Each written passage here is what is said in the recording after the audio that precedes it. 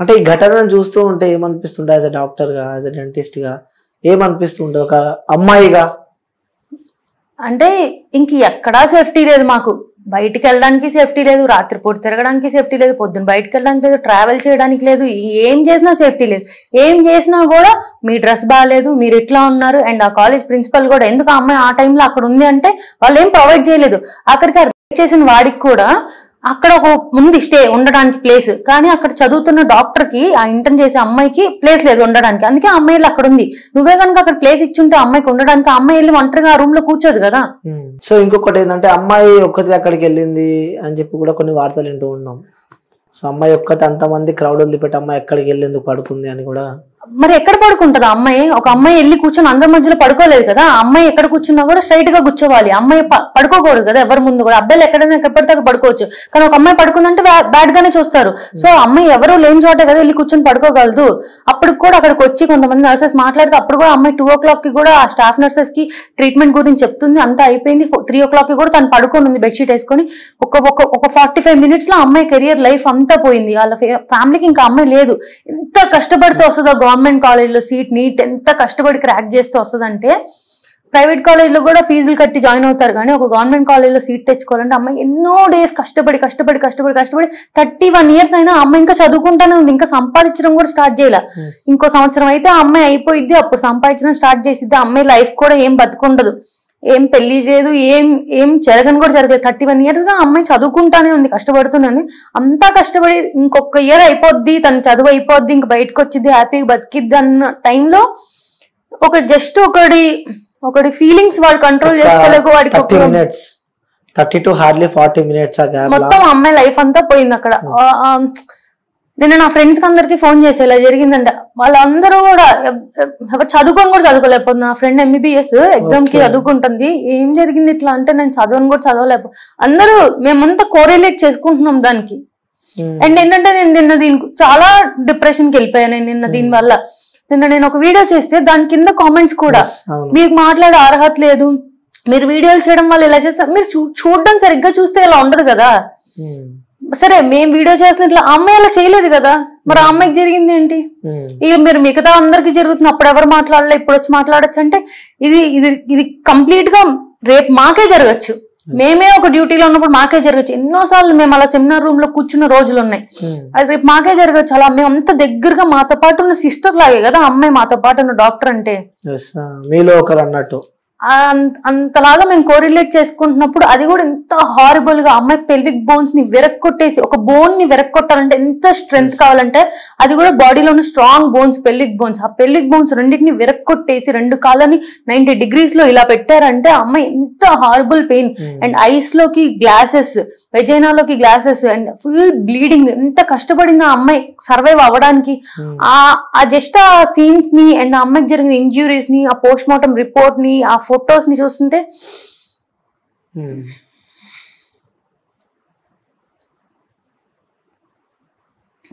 అంటే అదే ఫీల్డ్ లో మీరు ఉన్నారు కాబట్టి సో ఇమాజినేషన్ చేసుకోలేకపోతున్నారు, రైట్?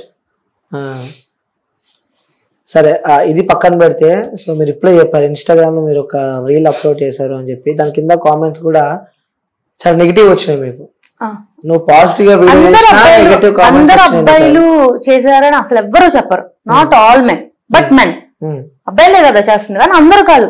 80% చాలా పాజిటివ్ గా రెస్పాండ్ అయ్యారు. అండ్ ఆ నెగిటివ్ కమెంట్స్ కూడా ఒక ఆయన నాకు అది చూసి, మీరు ఆ నెగిటివ్ కమెంట్స్ వాళ్ళు ఇలాగే పెడతారండి, మీరు దానికి అఫెండ్ అవ్వకండి, మీరు ఖచ్చితంగా సపోర్ట్ చేయండి, బయటకు వచ్చి మాట్లాడండి అని చెప్పే వాళ్ళు చాలా మంది ఉన్నారు. ఆ కాలేజ్ లో తనతో పాటు చదువుకున్న అబ్బాయిలందరూ సపోర్ట్ చేసే వాళ్ళు చాలా మంది ఉన్నారు. బట్ మెన్నే కదా చేస్తుంది at the end of the day. Okay, so నిజంగానే స్వాతంత్రం వచ్చిందా అంటే మీరు ఏమంటారు? అసలు నాకైతే ఎప్పుడు అనిపించలేదండి వచ్చిందని. ఎందుకంటే నేను ఇప్పుడు జాబ్ చేయడానికి హైదరాబాద్ వచ్చి కూడా మమ్మీ నాతో పాటు ఇక్కడే ఉంటుంది, మా డాడీ సింగిల్ గా ఉంటున్నారు విజయవాడలో. ఎందుకంటే భయం, ఇక్కడ ఎవరు తెలియదు, ఎవరేం చేస్తారో ఏ టైం చేస్తారో తెలీదు. ఎంత నమ్మినా వాళ్ళు అబ్బాయిలే కదా, at the end of the day వాడు ఏ రోజు ఎట్లా మారిపోతాడో తెలీదు. ఇంత మృగంలాగా వాడు ట్రీట్ చేశాడు. అసలు ఎక్కడ అంత ఫ్రీడమ్, అంత ఇండిపెండెన్స్ వస్తే మా పేరెంట్స్ వచ్చి నాతో పాటు ఉండి వర్క్ తీసుకెళ్లాల్సినంత అవసరం లేదు.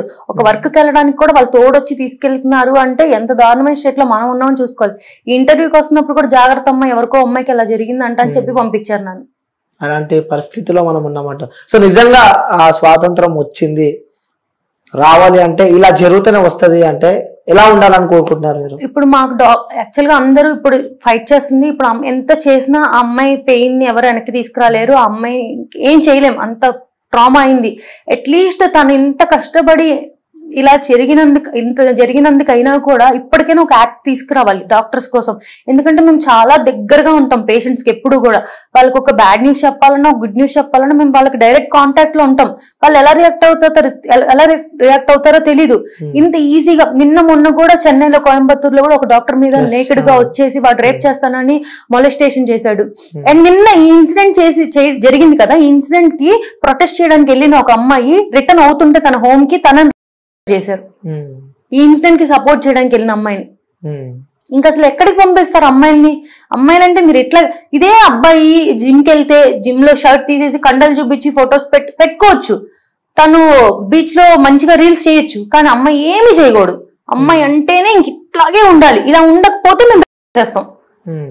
అలా మీరు ఇలా ఉన్నారు కాబట్టి మేము చేస్తాం. అంటే ఇప్పుడు మాకు నచ్చినట్టు ఉంటే మేము చేసేస్తాం. అంటే అబ్బాయిలని రెచ్చగొట్టేదే అమ్మాయిలు అని అంటున్నారు. అంటే వాళ్ళు కరెక్ట్ రెడీ అయ్యి కరెక్ట్ ఉంటే ఎందుకు చేస్తారు, ఫీలింగ్స్ ఎందుకు వస్తాయి అని చెప్పి కూడా కొంతమంది అంటూ ఉన్నారు. మీకు తెలుసా అబ్బాయిల కన్నా అమ్మాయిలకి ఎక్కువ ఫీలింగ్స్ ఉంటాయి.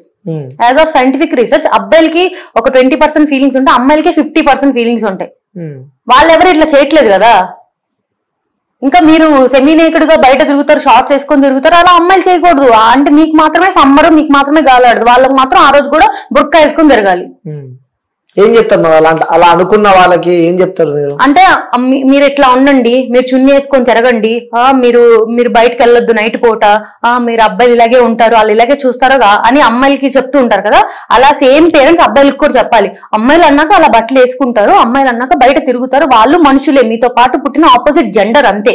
సో మీరు అందరూ కూడా వాళ్ళు మీ మదర్ని ఎట్లా చూస్తున్నారో అట్లాగే మీరు చూడండి. చిన్నప్పటి నుంచి పెంచి పెడితే అప్పుడు వాళ్ళు అలా చూడడం మానేస్తారు. వాళ్ళు ఎప్పుడైతే అలా చూడడం మానేస్తారో సొసైటీ అంతా బాగుపడింది. ఓకే, సో నిజంగా ఈ ఘటనకు సంబంధించి చిన్న ఉన్నప్పటి నుంచి ఆ పాపను పెంచి పెద్ద చేసి ఇంకొక 1 year అయితే ఆ పాప ఈ స్టడీస్ అయిపోద్ది, సో నెక్స్ట్ జాబ్, సో తను ఒక డాక్టర్ అవుతారంటే ఒక కన్న తండ్రికి ఉంటుంది కదా, సో నా కూతురు డాక్టర్ కావాలి, సో నా కూతురు ఇంజనీర్ కావాలి, నా కూతురు పోలీస్ కావాలని చెప్పి, సో అంటే ఫుడ్ నోరు దాకా పెట్టి తిందామన్న స్పేస్ లో ఆ ఫుడ్ నోరు కాకుండా కింద పడిపోతే ఎంత బాధ ఉంటుందో. సో చిన్న ఉన్నప్పటి నుంచి కష్టపడి పెంచి ఆ పాప ఒక స్టేజ్ వచ్చిన తర్వాత నిజంగా ఆ కన్నా తల్లిదండ్రులకి ఆ ఆవేదన ఉంటది కదా, సో అది వర్ణించలేనిదని చెప్పుకోవచ్చు.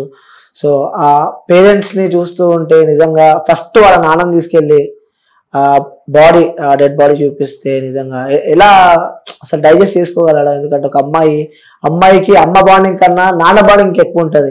సో అమ్మ కన్నా నాన్న ప్రేమ ఎక్కువ ఉంటది. సో డైజెస్ట్ చేసుకోగలుగుతారా అసలు? అది ఈ ఫీల్డ్ లో చాలా కాస్ట్లీ, మెడికల్ ఫీల్డ్ చాలా కాస్ట్లీ, చాలా కష్టం కూడా చదవడం. మా డాడీ కూడా చెప్తాడు సిల్లీ రీజన్స్, నీకు మ్యాథ్స్ లో 9 points వచ్చినాయి, ఫెయిల్ అయిపోతావు, ఎంపీసీ చదివితాను బైపీసీ చేర్పించా, నేను డాక్టర్ చేయాలి అని. వాళ్ళు చాలా హోప్స్ పెట్టుకుంటారు. ఈ సొసైటీలో అందరు చాలా మంది అమ్మాయిలు చదువుకోకుండా పెళ్లి చేసుకొని సెటిల్ అయిపోయిన వాళ్ళు చాలా మంది ఉన్నారు.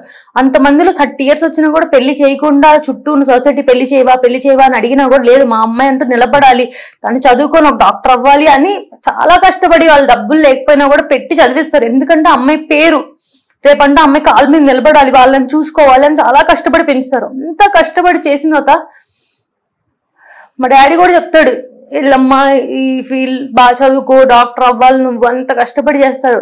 నేను జస్ట్ నాకు హెల్త్ బాగోకపోతేనే వాళ్ళు ఎంత సఫర్ అయ్యారో నాకు తెలుసు. వాళ్ళ డాడీ అలా అయిపోయిన తర్వాత అమ్మాయికి అసలు వాళ్ళు ఇంట్లో చిన్న జ్వరం వస్తేనే తట్టుకోలేరు చిన్న పిల్లలుగా.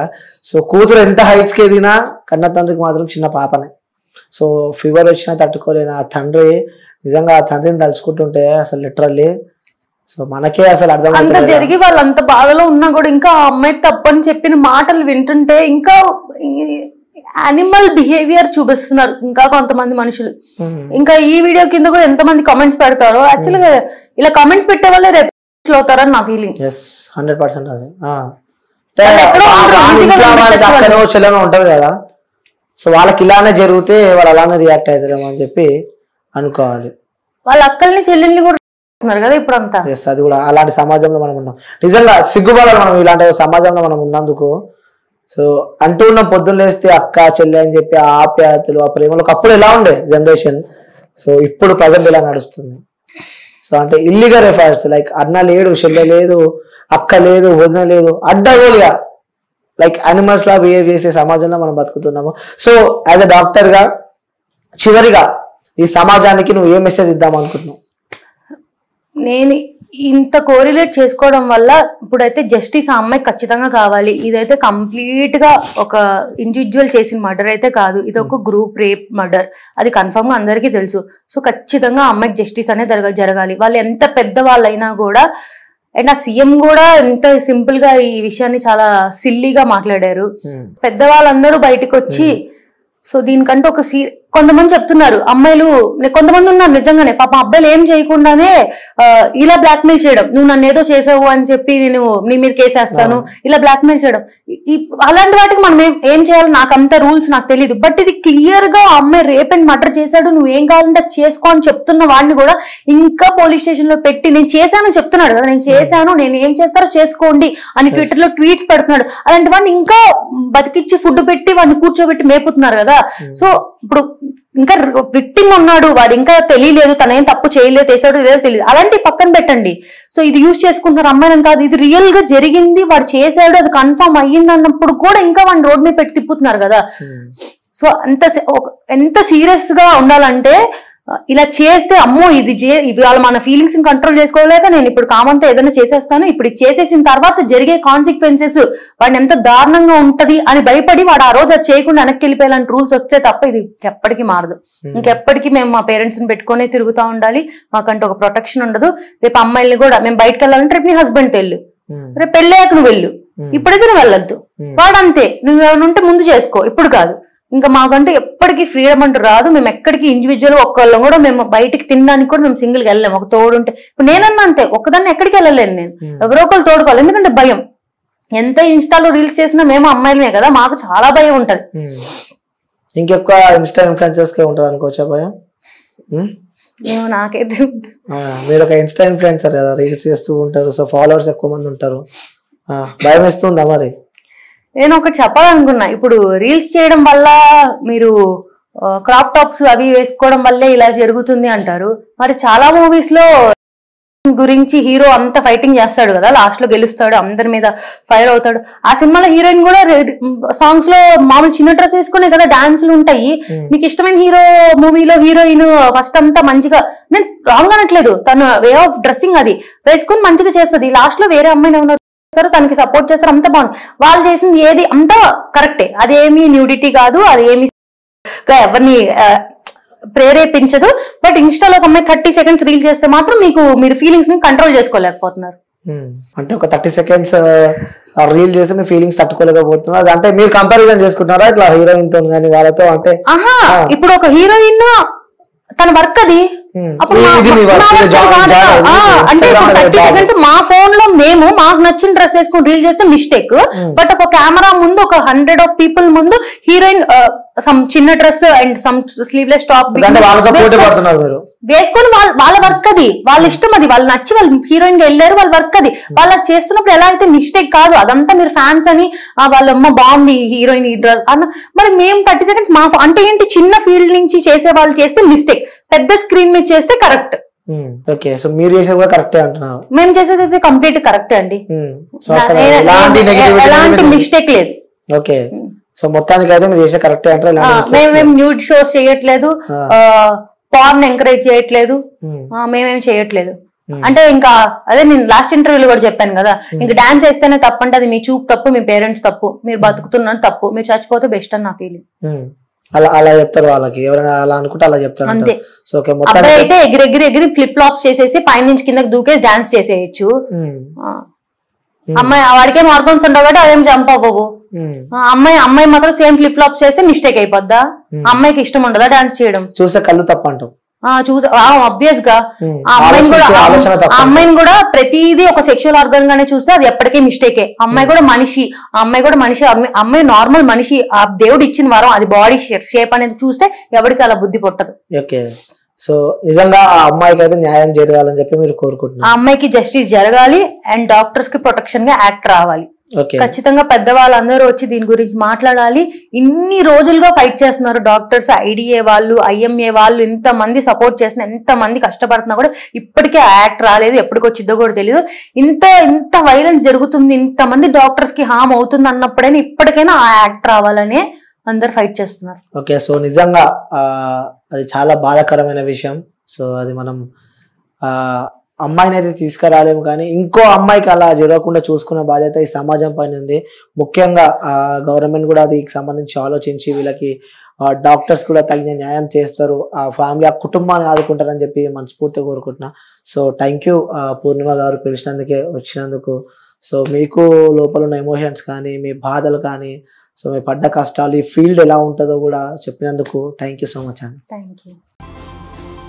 Welcome to the world of opportunities, where dreams meet reality. At Sun International Institute of Tourism and Management, we pride ourselves on being a world-class institution dedicated to nurturing talent and shaping careers. Sun International, Hyderabad, Visakhapatnam.